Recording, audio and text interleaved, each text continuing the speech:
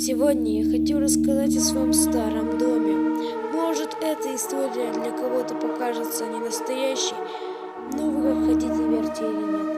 А я начну, скорее всего, рассказывать. Сидел я просто на просторах Ютуба, смотрел видосики, и тут послушался стук.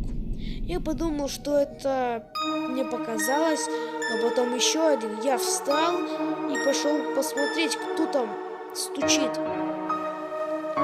Пошел я в другую комнату, где издавался звук, и никого не было. Я просто слышал, что в окно кто-то стучал.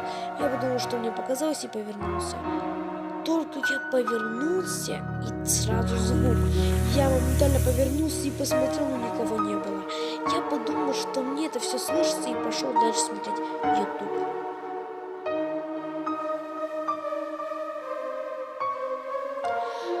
Смотрю я YouTube, смотрю на время. Блин, мне нужно спать, а то я опоздаю на работу. Засыпаю я такой и слышу опять стук. Я встаю, иду в гостиную, где издавался звук.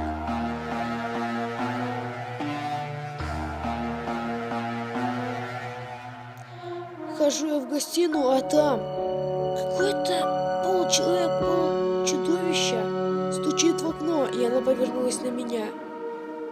Мы такие смотрим, наши гляделки длились недолго. Оно исчезло.